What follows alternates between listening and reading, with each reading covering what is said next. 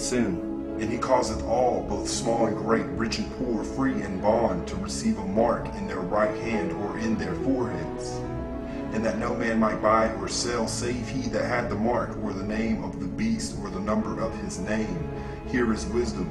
Let him that hath understanding count the number of the beast, for it is the number of a man, and his number is 666. Now, after 1929, what else did America do other than cause fire to come down from heaven and to create an image that could speak, which caused the world to wonder after Rome? We see that the USA also created universal product codes. They are small coded labels that contain information in a numerical code, usually containing 12 digits. UPCs are easily scanned by laser beams. Norman Joseph Woodland and Bernard Silver patented the UPC in October 1952 in America. The UPC was also improved and adapted by David Collins in the late 1950s. UPCs were first used in grocery stores in the early 1970s, and every UPC in the world contains, guess what, 3 sixes on it, and must be used in the buying and selling of products. Now, if you take a close look and examine any barcode in the world, if you take a product off the shelf and look closely, there are 3 sixes.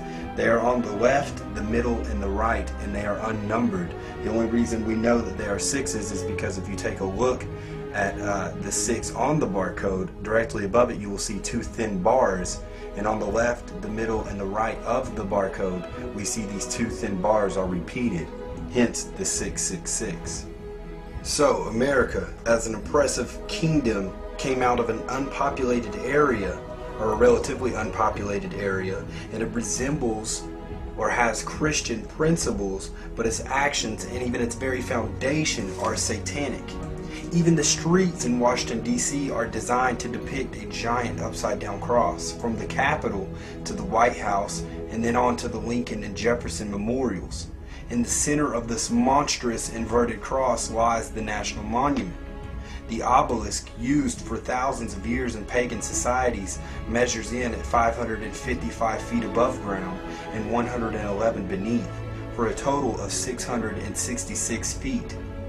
Also around the Capitol building sits a depiction of a gigantic owl devil perched on top of the upside-down cross, so that during inaugurations people are literally inside the belly of this beast. Here is wisdom. Let him that has understanding count the number of the beast, for it is the number of a man, and his number is 666. It is the number of a what? A man. Well, here's a man. What are the letters inscribed on the Pope's crown, and what do they signify, if anything? The letters inscribed on the Pope's mitre are Vicarius Filii Dei, which is the Latin for the Vicar of the Son of God. So, there it is, Vicarius Filii Dei. And if you add that up numerically, if you give the Latin numerical value to the names, numbers, then you get to exactly 666. And there is no way of getting around that one. For a while there, this mitre disappeared, and the people said there was no such title. But of course it is in the articles of the papacy that they cannot deny that that title literally exists. 666 symbolizes the union of error. In Greek, you have Greek numerical value. The Latin kingdom, Elatina Basileia, if you add the Greek numerical value, you get to 666. The Italian church, Italica Ecclesia, 666. The Latin-speaking man, these are all official titles of the papacy. They all work out to 666.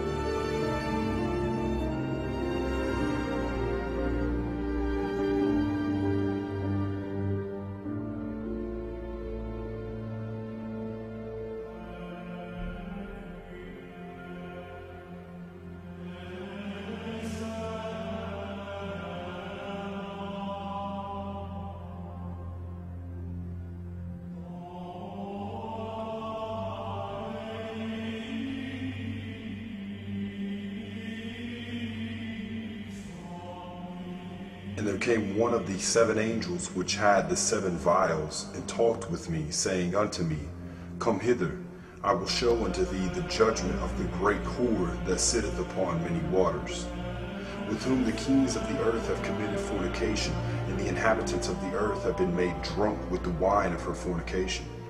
So he carried me away in the spirit into the wilderness, and I saw a woman sit upon a scarlet-colored beast, full of names of blasphemy, having 7 heads and 10 horns.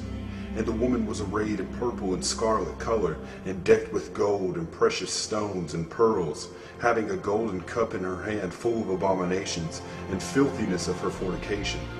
So this woman, sitting on the scarlet beast, full of the names of blasphemy, having 7 heads and 10 horns. And that, of course, again is the symbol that we had in Revelation chapter 13. If you count the heads that we have in all the beasts of Daniel chapter 7, you will find that there are 7 heads there as well. Because the first beast obviously has 1 head over there, which represents Babylon, the lion. Medo-Persia has 1 head. Greece is represented having 4 heads, and then 1 head of the final beast in Daniel chapter 7 adds up to 7 heads. That means over time, all the time periods are covered and have been incorporated into this one structure. This Catholicism structure has aspects of all the philosophies of all the kingdoms of the ages embodied in it. It has perfected paganism. So here is a woman that is a prostitute. In other words, she is unfaithful to God. A woman, in a biblical sense, is a church. Christ is also the husband. He's coming to fetch his bride, the church. So this great apostate woman sits on